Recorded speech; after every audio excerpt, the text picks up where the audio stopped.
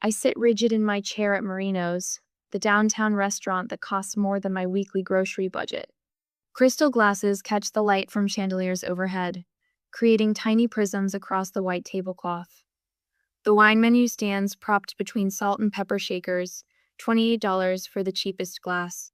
My father's 60th birthday celebration swirls around me while I maintain a smile that doesn't reach my eyes. Another round? The server hovers at Dad's right shoulder, pen poised. Absolutely. Dad claps his hands together, his cheeks already flushed from the first two glasses. My fingers tighten around my water glass. I've barely touched the wine I ordered 30 minutes ago, calculating its cost with each small sip. Jade tosses her hair over one shoulder, scanning the menu with practiced nonchalance. I'm thinking the Maine black lobster. They fly it in fresh this time of year. I glance at the price, $65, and feel my stomach clench. Excellent choice. Our server nods, then turns to me. And for you, ma'am? Just the cedar plank salmon, please. It's the least expensive entree at $32. Jade catches my eye as the server moves to Logan. With deliberate slowness, she points to the reserve wine list. I'll have the Chateau Margaux, the 2015. I know that wine. $45 a glass. Logan leans forward. And I'd like the deluxe sushi platter. A dish designed for 2 people. $78. My chest tightens. Maybe we go easy on the menu tonight? The words slip out before I can stop them, soft enough that only our table can hear. Mom and Dad exchange glances. Logan studies his napkin. Jade's lips curve upward. Relax, Ellis, she says, voice carrying just enough to make the tables nearby turn slightly. You've got it. You're basically our corporate sponsor. Everyone laughs. Everyone except me. I feel something harden inside my chest, like concrete setting. 3 years. 3 years of holidays, birthdays, and just because celebrations were my card somehow always ended up with the bill. It began with my promotion to financial manager. Suddenly, my family wanted to celebrate everything, and I was happy to treat occasionally. But occasional became expected, and expected became demanded. I look around the table at my laughing family. Dad's gold watch glints in the dim light, a gift to himself last Christmas. Mom's designer purse hangs off her chair, something she just had to have from the Nordstrom anniversary sale. Jade's third new phone this year sits beside her plate. Meanwhile, my apartment still has the secondhand furniture I bought 5 years ago. My car is paid off, but showing its age. I'm saving for retirement while they're spending like there's no tomorrow. Under the table, I pull out my phone and text Tyler. They're doing it again. His response comes quickly. Walk away. Jim's the manager tonight. I already talked to him. Tyler, the one person who sees me clearly. I do the math in my head as I watch Mom order another bottle for the table. $890 and climbing. The weight of it settles on my shoulders, not just the money, but the responsibility they've placed there without asking, without thanks. Mom lifts her glass.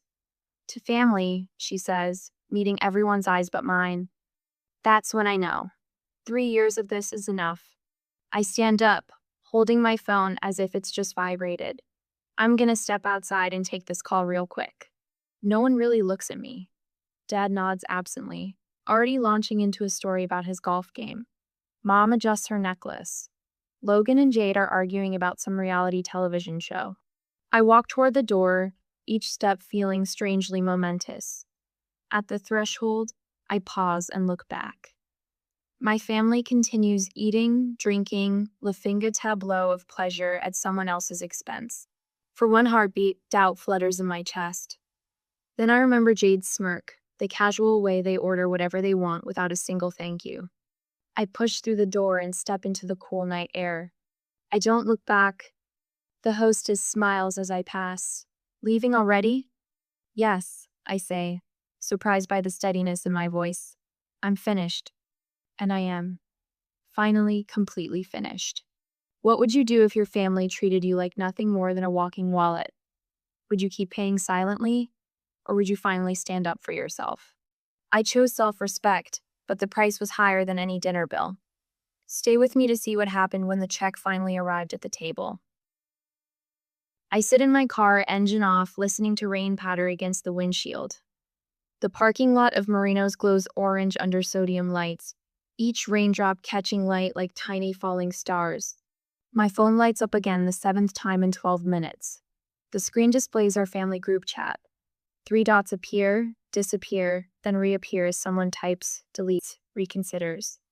I don't need to read the messages to know what's happening inside. The thought of Jim approaching their table sends a chill down my spine that has nothing to do with the car's cooling interior. My phone buzzes again. This time, I look. Jade, where are you? The manager said the bill hasn't been paid. Logan, this is not funny. We're sitting here humiliated. Mom, Ellis, is something wrong? Dad, answer your phone right now. I see Jim in my mind's eye, tall, thin, perpetually concerned, approaching their table with practiced professionalism. I'm sorry to interrupt, but it seems Morrison's card has been removed from our payment system. Jade's face would shift, first disbelief breaking through her perfect composure, those carefully shaped eyebrows shooting upward as her champagne glass hovers halfway to her lips.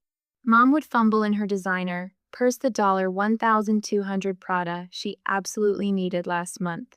Her fingers, adorned with the anniversary diamonds Dad gave her, that I helped him choose, would tremble slightly as she searches for a rarely used credit card. Dad's face would redden beneath his tan, that particular shade of crimson that appears when his dominance is challenged. The same color he turned when his golf buddy outbid him at the charity auction last summer. My phone buzzes with Tyler's message. They figure it out yet? I type back, in process, not going back. Another memory surfaces: Christmas dinner at the Capitol Grill. The bill, $650. I remember the weight of the leather folder in my hand, the quick mental calculation as I slid my card inside. The conversation never paused as plates were cleared. Not a single thank you, not even a glance. Then Logan's graduation celebration at Coastline. $1,200 for 8 people. This is my sister, Logan had said to his girlfriend's parents. She works in finance, not Ellis, who helped him study for entrance exams. Not Ellis, who proofread his essays. Just Ellis, who works in finance, Ellis, the walking wallet. I gripped the steering wheel, remembering Jade's voice floating from the kitchen during Thanksgiving. Why save when Ellis has us covered? She'd laughed, unaware I stood just around the corner, pumpkin pie in hand. The heat of humiliation rising in my cheeks matched only by the spreading coldness in my chest. Somewhere along the way, my financial success became my family identity. The realization sits heavy in my stomach, solid as a stone. My phone lights up again. Tyler, you finally did it. I'm proud of you. Marie from work had warned me months ago. We were reviewing quarterly projections when she noticed me calculating my portion of Dad's upcoming birthday. They're using you, she'd said bluntly. You know that, right? I defended them then. That's what family does. We take care of each other. When was the last time they took care of you? Marie had asked. I had no answer. My apartment, small but carefully furnished, was another quiet rebellion. Dad had pushed me toward luxury high-rises when I got promoted. You've made it, he'd insisted. Show it. But I chose this modest place instead, with its morning light and reading nook. My private sanctuary that no family member had visited in over a year. Messages continue flooding my phone as I start the engine. I imagine them inside scrambling to cover a bill approaching $1,000. Mom's credit card might be declined. She rarely uses it. Dad would be forced to pull out his emergency card, the one he keeps for real situations. Logan might need to call his girlfriend for help. I drive away from Marino's, streetlights blurring slightly as I blink rapidly. Jade, I can't believe you would embarrass us like this. Logan, the manager is standing here waiting. Mom, Ellis, please call us back immediately. Dad, this behavior is unacceptable. The words blurred together, accusation after accusation. No one asks if I'm okay. No one wonders why I left. The messages focus only on their embarrassment, their inconvenience. I pull into my apartment complex, park in my usual spot. The familiar surroundings settle me. This is my space, my life, my choices. With steady fingers, I type my response. Nothing's wrong. I just thought it was time for everyone to handle their own part for once. The group chat falls silent. I imagine them staring at their phones, shock rippling across the table like a stone dropped in still water. I turn off notifications with a deliberate tap. The sudden silence feels like opening windows after a storm, fresh air rushing in, clearing stagnation. Inside my apartment, I kick off my shoes and curl into my reading chair, tucking my legs beneath me. The small table lamp casts a warm circle of light that doesn't quite reach the corners of the room. For the first time in years, the quiet doesn't feel lonely. It feels like freedom. This modest space, once a compromise between what I could afford and what would placate my family's expectation, suddenly feels different. The secondhand bookshelf, the throw blanket from a street fair, the watercolor I painted in college, all mine, chosen by me, for me. Not a prison of financial obligation. A sanctuary of self-respect. Have you ever been taken advantage of by the very people who should support you most? When is enough finally enough? Tell me in the comments if you've had to draw a hard line with family and what happened afterward. Ellis's family isn't done with her yet, not by a long shot. The doorbell pierces the quiet of my Sunday morning like an alarm. Not a gentle chime, but an insistent buzz-hold buzz that makes my coffee slosh over the rim of my mug. When it doesn't stop after 30 seconds, I set down my half-read financial journal and pad across the hardwood floor in my fuzzy socks. Through the peephole's distorted fisheye, I see them all, 4 of them, crowded in the narrow hallway outside my apartment. Dad's jaw works back and forth, a sure sign he's grinding his teeth. Mom dabs at her eyes with a handkerchief, the embroidered one Grandma left her. Logan shifts his weight from foot to foot, hands shoved deep in his pockets. And Jade, front and center, jabs her manicured finger toward my doorbell again. My hand hovers over the deadbolt. I could pretend I'm not home. I could turn up the morning news and drown them out until they leave. But they just come back. This confrontation was always coming. I unlock the door and pull it open. Finally, Jade huffs, brushing past me without waiting for an invitation. The others follow in her wake, Mom with a wounded glance, Dad with a curt nod, Logan with an awkward half-smile that dies before it fully forms. They position themselves around my modest living room like they're staging an intervention. Dad immediately begins pacing the perimeter, running his finger along my IKEA bookshelf, as if checking for dust. Mom sinks into my reading chair, handkerchief pressed to her nose, her designer purse, the one I remember her needing last season, tucked beside her. Jade plants herself directly in front of my television, arms crossed over her chest, while Logan hovers uncertainly near the exit, as if preserving the option to flee. I remain standing, hands clasped in front of me. The contrast must be stark, their agitation against my stillness. Last night, I prepared for this moment, rehearsing responses in my bathroom mirror until they felt natural in my mouth. What were you thinking, embarrassing us like that? Dad launches in, his voice tight with controlled anger. His pacing increases. 3 steps right. Pivot. 3 steps left. The manager had to come over. People were looking. We've always been there for you, Ellis. Always. Mom's voice warbles with emotion, but her eyes remain dry behind the handkerchief. I notice she's wearing her pearl earrings, the ones she mentioned buying herself with birthday money from Ellis. One dinner. Jade throws her hands up dramatically. You threw a tantrum over one dinner? Do you know how ridiculous that makes you look? I sit quietly in the center of their storm, letting them exhaust their prepared speeches. Logan contributes nothing, studying the carpet pattern as if it contains secret messages. What do you have to say for yourself? Dad demands when their initial volley meets only silence. I've rehearsed this moment, but now that it's here, my heart hammers against my ribs. Still, I stand, straightening my spine one vertebra at a time. I've paid for almost every gathering in the past 3 years. I say, my voice steadier than I feel. No one ever asked if it was okay, just became expected. I'm not a wallet. I'm a person. The silence that follows has physical weight. Mom's handkerchief freezes mid-dab. Dad stops pacing so abruptly he rocks on his heels. Even Jade's perpetual eye roll pauses halfway through its revolution. I walk to my desk and retrieve a folder I prepared weeks ago. the one I never thought I'd have the courage to share. Inside is a spreadsheet, because of course there is. I've tracked every celebration since my promotion, every credit card statement, every casual, "Oh, Ellis will get it." I place it on the coffee table and open it so they can all see. Mother's Day brunch, $342. Logan's job interview celebration, $538. Dad's retirement party, $1,890. I flip through the meticulously organized receipts. Jade's breakup dinner, Christmas, Thanksgiving, Mom's birthday, the just because dinners. The final page shows a highlighted total, $17,280. This isn't about generosity.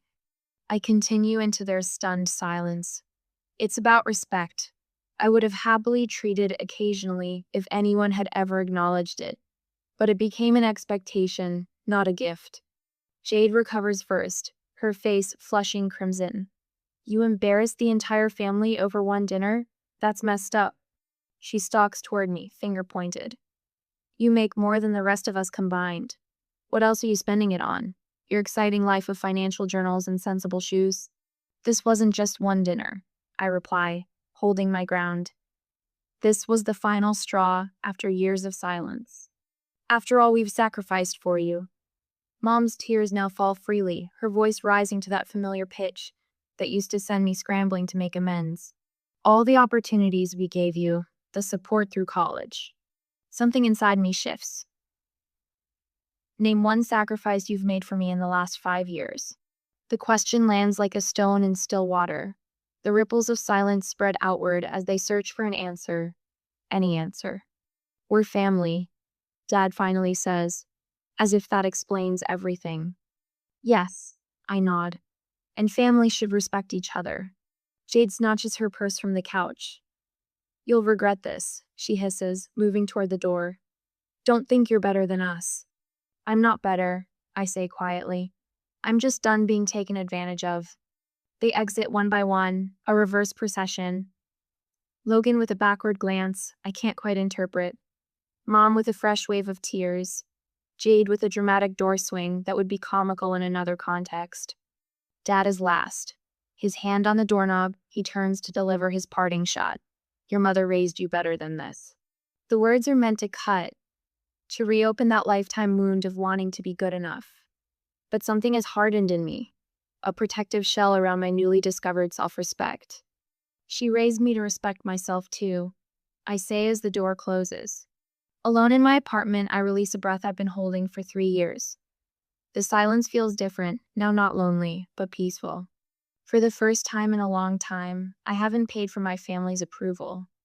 And that feels worth every penny I didn't spend. When you finally stand your ground, those who benefited from your silence often become your loudest critics. Has someone ever made you feel guilty for setting healthy boundaries? Share your experience below. In Stay With Me, Alice's story is about to take an unexpected turn that might change how you see family obligations forever. The familiar hum of fluorescent lights bathes my office in a clinical glow as I review the Henderson portfolio. Numbers align in perfect columns on my monitor, reliable, predictable, unlike family. My silenced phone buzzes again in my desk drawer the 5th time in 30 minutes. I don't need to look to know who it is. The small wooden drawer vibrates against my knee, but I keep my eyes fixed on the screen, feeling strangely liberated by this small act of rebellion. Ellis? Marie pokes her head in, her brows lifting when she sees me. You seem different today. Good different or concerning different, I ask, saving the report. She leans against the door frame. Focused, like you've shed something heavy. I feel the corners of my mouth lift into a genuine smile. I have. We're heading to Mancini's for lunch, she says. Join us? The old Ellis would have calculated the cost, worried about appearing stingy, picked up the check to ensure everyone still liked her. Instead, I shake my head. Not today. I'm taking care of myself today. Marie's nod carries no judgment, only respect. She disappears down the hallway, leaving me to the blessed quiet of my own company. My drawer buzzes again. With a sigh, I slide it open and glance at the screen. 7 missed calls from Mom. 3 texts from Logan, 1 email from Dad, 4 Instagram notifications from Jade. Mom's voicemail plays and I hear her voice wavering between anger and pleading. Ellis, honey, we've always been there for you. Always.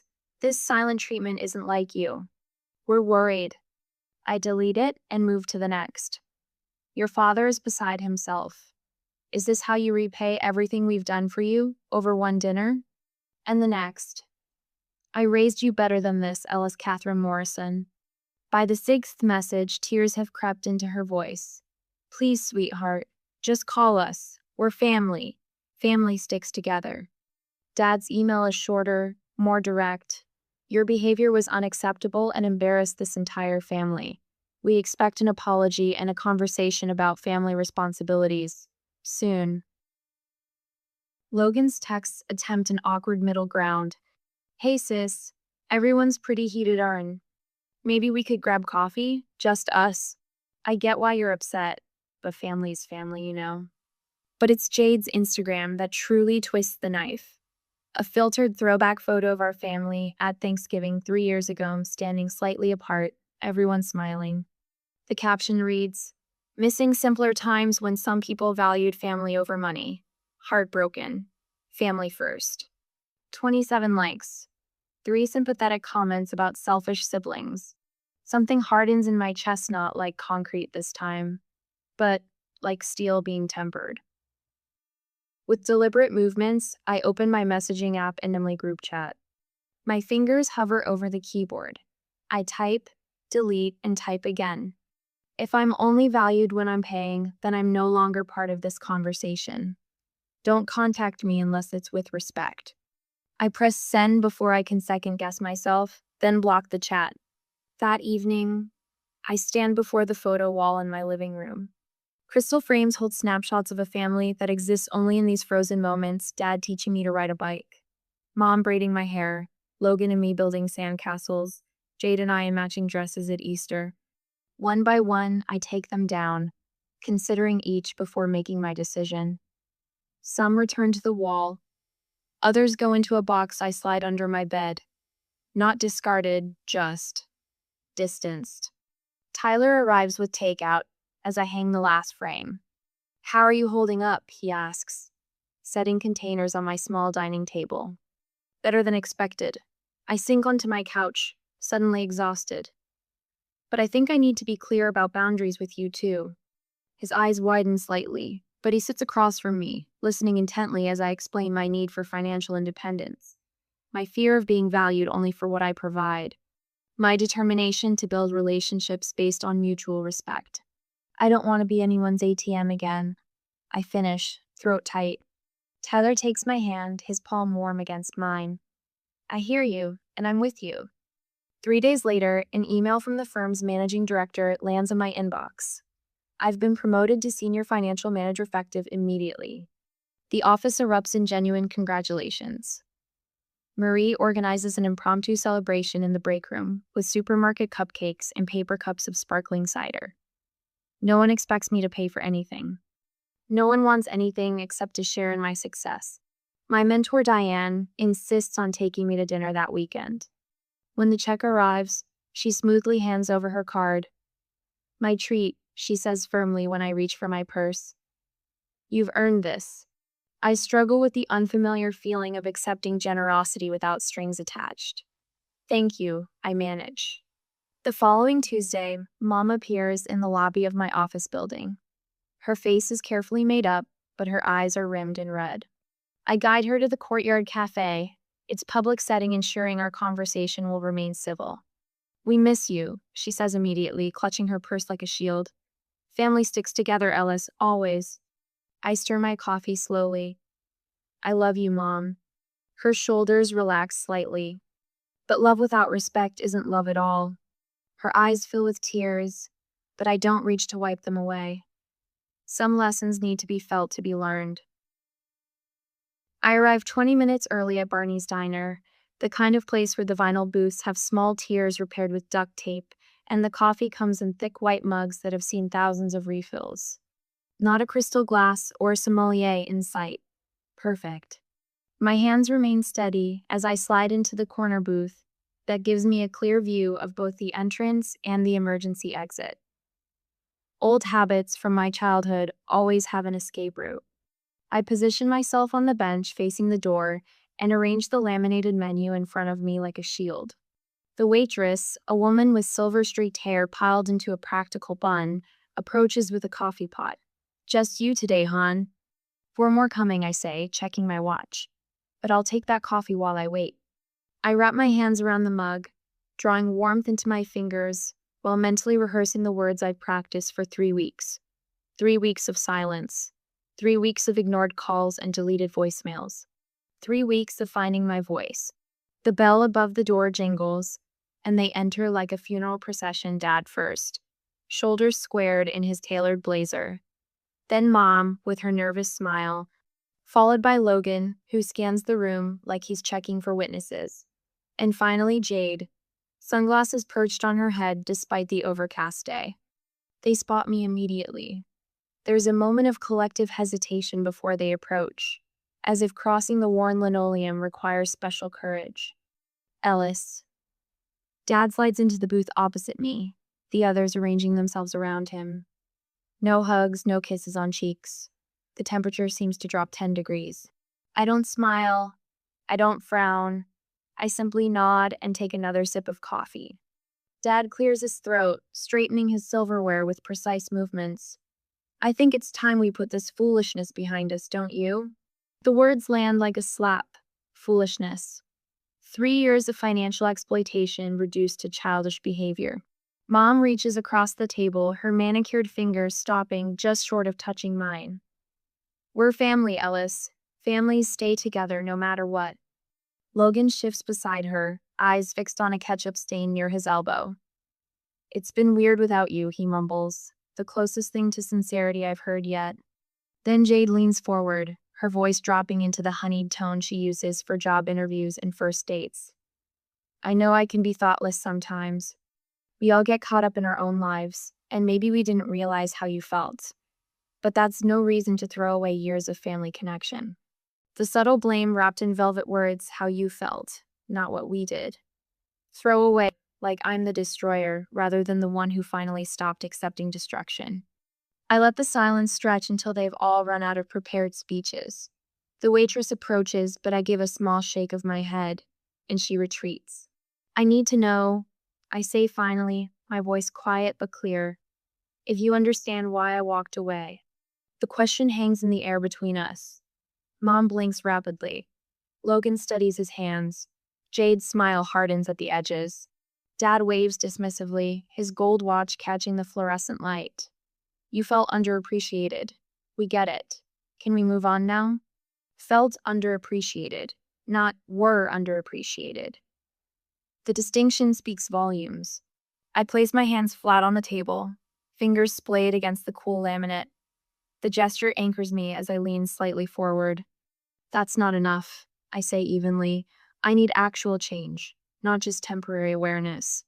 From my purse, I withdraw a folded sheet of paper that I've revised a dozen times, making sure every word reflects exactly what I need. I slide it across the table toward the center. They stare at it as if I've offered them a live grenade. "What's this?"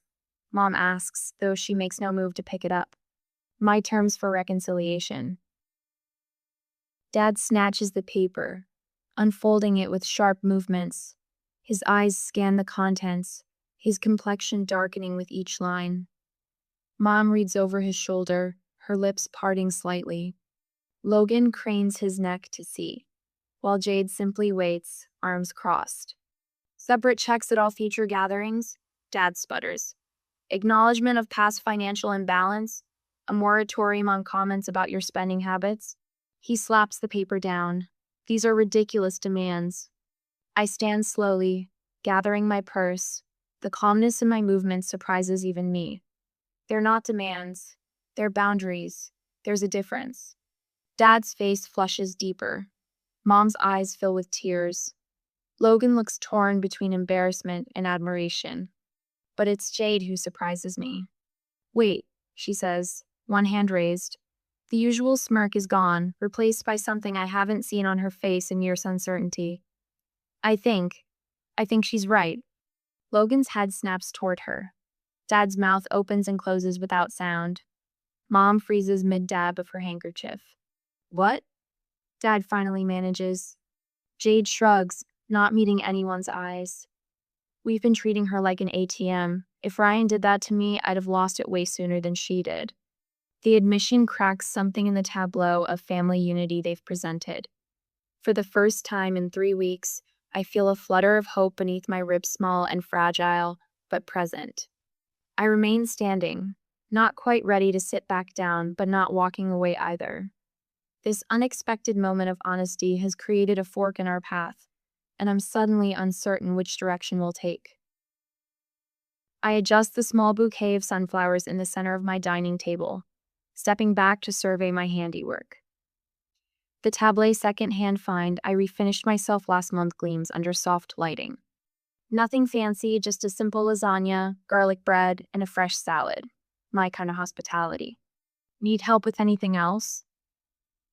Tyler leans against the kitchen door frame, dish towel slung over his shoulder. The easy comfort between us still surprises me sometimes. I think we're good. I smooth the napkin needlessly. Thanks for being here tonight. He crosses to me, hands settling on my shoulders. Wouldn't miss it. You okay? Before I can answer, the doorbell rings. My shoulders tense involuntarily beneath his fingers. It's just dinner, he reminds me softly. I nod, square my shoulders, and move to the door. When I open it, Mom stands there, Logan slightly behind her. She clutches a glass baking dish with both hands like it's a peace offering. Homemade apple crisp, she announces, her voice carrying a forced brightness. Still warm. Come in. My smile feels genuine, if cautious. The absence of Dad and Jade hangs in the air between us, unmentioned but unmissable. Logan steps forward, awkwardly offering a bottle of wine that I notice isn't from the top shelf. Hey Ellis, place looks nice. The greetings are stilted but sincere. I accept Mom's dessert with both hands, our fingers brushing in a moment of connection that feels more honest than 1,000 family dinners before. Tyler's just opening the wine, I say, leading them to the table. Nothing fancy tonight, just homemade. It smells wonderful, Mom says, and I catch the slight surprise in her voice as if she's just remembering I'm capable of more than signing checks. We settle into dinner, and the conversation flows more naturally than I expected. No mentions of bills or who's paying. Just people talking. How's the Anderson project going? Logan asks between bites of lasagna. You mentioned last time it was keeping you busy. I blink, momentarily startled by his genuine interest in my work. It's good challenging, but we're making progress. The client finally approved the third quarter projections. This is delicious, Ellis, Mom says, reaching for a second helping of salad. Let me help clean up after. Small moments, authentic connections. I feel something unclenching inside me that I hadn't realized was still so tight. But there are empty chairs at my table. The absence speaks volumes. Dad's still? I finally ask, letting the question hang. Mom sets down her fork with deliberate care.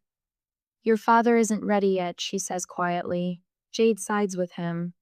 Logan studies his plate. They think you're being stubborn. I absorb this without surprise. I can only control my own choices, I finally, not their responses. The truth settles over us, neither comforting nor devastating. Just real. Later I raise my glass. To rebuilding, I offer. One honest conversation at a time. They echo the sentiment, and I remember our lunch last week, the careful division of the check, everyone paying their share. Mom had started to say, Ellis could get before catching herself, a flash of awareness crossing her face. Logan and I had exchanged knowing glances but appreciated the effort. Progress isn't perfection. After they leave, I stand in my quiet apartment, running my finger along the edge of the table. The evening feels incomplete, yet whole in its own way. Family healing is messy, imperfect, unresolved, and that's okay. I've learned there's freedom in accepting relationships for what they are, not what I wish they could be. Some people will change when shown a mirror, others will break it rather than see their reflection. I carry the last dishes to the sink, watching moonlight spill across my small but sufficient kitchen. The weight on my shoulders feels different now, lighter, but still present. My own weight to carry, not someone else's expectations. Some prices, I whisper to myself, are too high even for family.